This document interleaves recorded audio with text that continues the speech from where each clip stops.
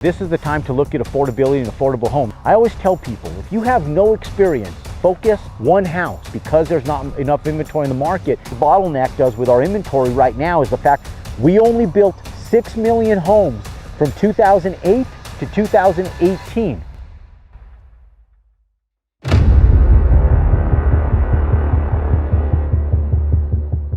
According to Redfin, 26% of affordable houses that were sold in the fourth quarter of 2023 were actually purchased by investors, accounting for over 18% of all homes purchased in the United States in the fourth quarter, which were purchased and picked up by investors. And the reason that Redfin states that this is the case is because of inflation and high house prices, including high interest rates. Lower end affordable homes have become extremely more attractive to investors because of the lack of housing and the increase in rental rates to be able to make these rooftops more affordable and more profitable for them, because they're able to go in and get a home that they can rent for a lot more money at a price that is still expensive but more affordable than rent rates themselves. In fact, right now, there is about an 11% throttle for investors that they could go in and potentially pick up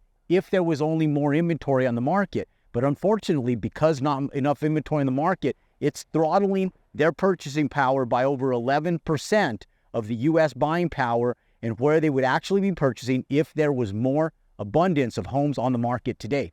So look, ladies and gentlemen, as an investor, this is the time to look at affordability and affordable homes. I remember when we were going back into Phoenix in 2008, homes that were selling in brand new subdivisions, brand new for $299,000 in 2008, we were picking up in 2009 for $70,000 sight unseen in brand new subdivisions. The caveat to that was they were typically missing a little bit of copper. They had it down to a science. We would walk into these homes, and when we'd walk into these homes, I remember going into the garage and they had a water heater in the back corner, and between the water heater and the stretch of the line that ran through the wall into the house, they would cut a perfect square that was about 8 inches by 8 inches, one on one side, one on the other, and they would clip the copper and pull out this line that was probably about 10 feet long, and they were going in and stealing the copper.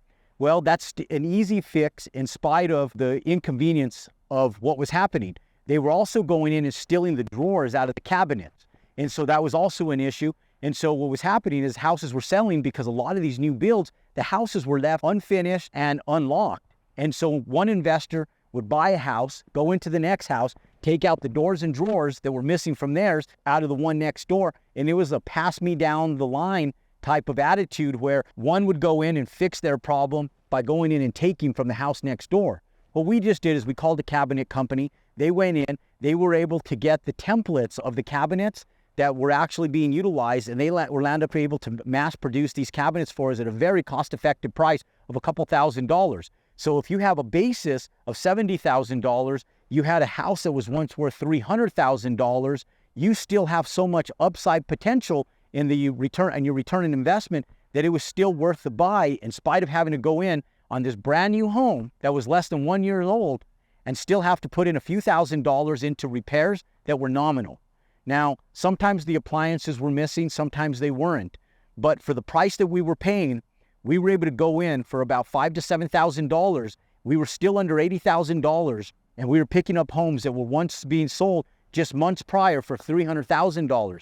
Now, those days, ladies and gentlemen, are a thing of the past. But what's not a thing of the past is the retrofit of old housing. And what I've been telling people for so long is I tell them, look, guys, this is the time right now to go in and just buy one. And so if you're an investor or aspiring investor or just a young professional trying to get into real estate, or maybe you're a doctor, a professional, and you're sitting back going, okay, how do I get into real estate? I always tell people, if you have no experience, focus one house. And the reason why is because anytime you go in and you negotiate a home as an end user, it's completely different than going in and negotiating the purchase of a home for you as an investor. What you're looking for, you're not looking for the amenities that make you feel good to be a homeowner, where you need the right kitchen, you need the right living space, you need the right yard, you need the right size, the right bedrooms. You're just looking for something that you can rent and lease respectfully to the right family at the right price in today's current market and make a return on investment. And when you do that, negotiating is number one. It's the number one attribute that you're going to learn when you go in and you purchase your first home. You're going to learn how to be able to underwrite your mortgage, costs and expenses, property taxes and insurance versus the rental rate that you can actually lease that home for. The margin and spread will be modest. Typically, the average person buying a rental home is making between $200 and $300 on the top end ROI per month. Now, with that said, ladies and gentlemen, you are in the game and you have an asset that protects your money. Just like we did back in 2009, where we took these $70,000 homes and we rode the wave up. And in 2016, we sold the entire portfolio. And not only did we sell the entire portfolio, we didn't sell these homes at a $70,000 valuation. We sold these homes not at a $299 valuation, which is what they were being sold for new. We sold these homes for in excess of $300,000. And some of the other ones that we picked up for less money that were less desirable in less affluent neighborhoods in Central Phoenix, we were picking some of those homes up for as cheap as $28,000 and yet selling them for over $120,000 just 10 years later and really just 8 years later. And so the exact same thing is going to happen today. We weren't throttled and bottlenecked in 2016 yet like we are today because of the lack of inventory. After the 2008 recession, ladies and gentlemen, builders contracted. We only built 6 million homes from 2008 to 2018. The U.S., if you go back to 1955 and you do a 10-year historical study of how much homes were built every decade, the average amount of homes that were built every decade were between 9 million and 11 million, depending on where we were economically as a nation. And the one thing that really has bottlenecked us with our inventory right now is the fact that we only built 6 million homes at a time when the millennials were growing. Now the Gen Z population is bigger than the baby boomers, and so is the millennial population. And now all these people are moving into the market and buying homes and having families, and there's just not enough homes for them. And so now we have this issue of supply versus demand. And so look, ladies and gentlemen, right now for investors are going to continue buying and sweeping up the market. And it's not only just individual investors like myself or other people that are out there buying individually. It's now competing against the big guys, the Reefs, the BlackRocks in the world. Those are also considered investors. So when they put this number out that 18% of all homes in the fourth quarter were purchased by investors, it's also those that are purchased by investment REIT. And the question is, how many of those homes are going to be purchased by individuals like you? And all you need, ladies and gentlemen, to get started in this game of real estate is this. It's one.